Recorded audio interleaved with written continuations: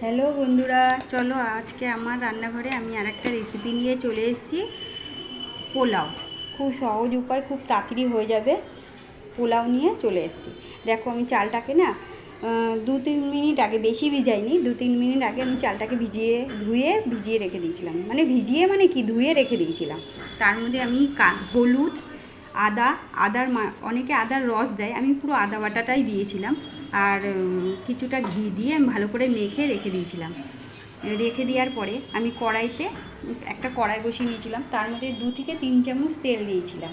দেওয়ার পরে আমি ওর মধ্যে কিছুটা কাজু বাদাম আর কিছুটা কিশমিশ দিয়ে ভালো করে ওটা ভেজে নিয়েছিলাম। দেখো আমি কাজু কিশমিশটা খুব লাল করে ভাজিনি, হালকা কালার আসবে সেইভাবে আমি কাজু কিশমিশটা ভেজে নিয়েছিলাম। ভেজে তুলে নিলাম। দেখো কাজু কিশমিশটা নাড়াচাড়া করে হালকা কালার এসে, খুব কিন্তু লাল করে ভাজা হয়নি। তারপরে তুলে নেওয়ার পরে যেই তেলটাতে আমি কাজু কিশমিশ ভেজেছি সেই তেলটার মধ্যে আমি 2টো শুকনো লঙ্কা, তেজপাতা, একটু গরম মশলা দিয়ে ভালো করে এটাকে ভেজে নিয়েছি। আমি কিন্তু আর তেলও দেবো না, আর ঘিউ দেবো না, যা ঘি মাখিয়ে রেখেছি ওটাই। তারপরে এই যে চালটাকে আমি দিয়ে দিলাম।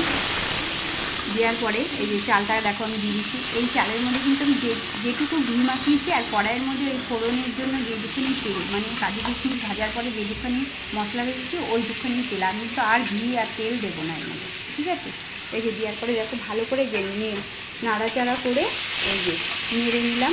নেওয়ার পরে চালটা যখন ভাজা হয়ে যাবে তখন ওর মধ্যে তোমরা লবণ দিয়ে দেবে, আগে লবণ দেবে না। তারপরে লবণটা দিয়ে দেবে। দেওয়ার পরে আবার একটু নেড়ে নেবে। নেওয়ার পরে ওই যেই বাটির মাপে তোমরা চাল নেবে সেই বাটির মাপে 2 বাটি জল দিয়ে দেবে। মানে 1 বাটি চাল হলে 2 বাটি জল দেবে। দিয়েই দেখো একটুখানি নেড়ে, খুন্তি দিয়ে নেড়ে তারপরে ঢাকা দিয়ে রেখে দেবে। ঢাকা দিয়ে রাখার পরে তোমরা এই যে ঢাকা দিয়ে রেখে দিচ্ছ। রাখার পরে তোমরা ঢাকনিটা খুলে যখন দেখবে ফুটে উঠেছে তখন মিষ্টি দিয়ে দেবে। অনেকে বেশি মিষ্টি খায়, অনেকে কম, আমি একটু কমই দিয়েছিলাম। দেওয়ার পরে আমি এই যে মিষ্টিটা দেওয়ার পরে কাজু কিশমিশ দিয়েছিলাম। কাজু কিশমিশ দেওয়ার পরে আমি 2টো কাঁচা লঙ্কাও দিয়ে দিয়েছিলাম। দেওয়ার পরে আমি ঢেকে যাওয়ার গ্যাসের সিমটাকে আস্তে করে দেবে।